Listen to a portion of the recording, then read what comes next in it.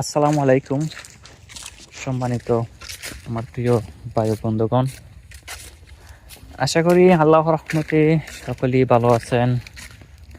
আলহামদুলিল্লাহ, আমি আল্লাহর রহমতে ভালো আছি। আজকে আমি এমন জায়গা দিয়ে যাইতেছি যেখানে রয়েছে শিয়ালের ভয়, সাপের ভয়, আরও যা আছে নানান কিছুর ভয়। জঙ্গলার ভিতর দিয়ে এপার থেকে ওপার, খুবই ভয়ানক রাস্তা। দেখেন আমার আশেপাশে শুধু জঙ্গল আর জঙ্গল, তার মাঝ দিয়ে ছোট্ট এক সরু রাস্তা, তার পাশ দিয়ে হেঁটে যাচ্ছি। পাতা আর মচমচ শব্দগুলো ভালোই লাগতেছে, একদম পাতার মচমচ শব্দ। তার পাশে আবার নিচে রয়েছে ধান ক্ষেত, দেখতে অপরূপ সুন্দর, যা সবুজে ভরপুর। এখানে বোঝা যায় একটি নদীর মতো, একটি খালের মতো একটি রাস্তা বয়ে গেছে। দেখেন আপনারা সেই ধান ক্ষেত, কি সুন্দর সবুজ শ্যামল, চারিদিকে ঘেরা সুন্দর এক ধান ক্ষেত। যেদিকে তাকাবেন তত দূর পর্যন্ত এই ধান ক্ষেত চলে গেছে।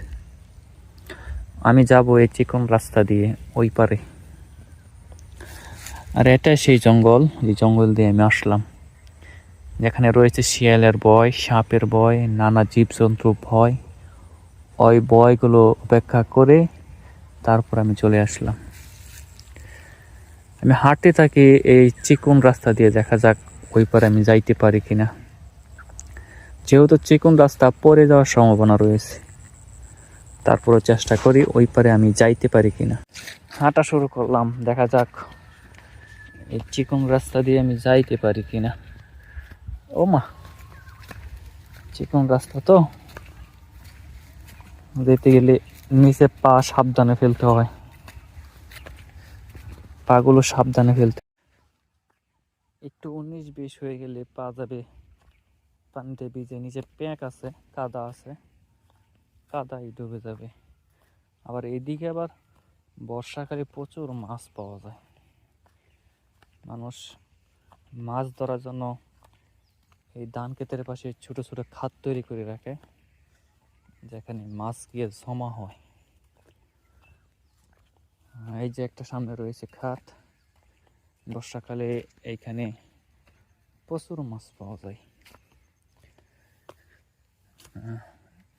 আইসা বললাম ওই পার থেকে ওই পার, দেখেন যেদিকে তাকান সেদিকে ধান ক্ষেত, খুবই সুন্দর পরিবেশ।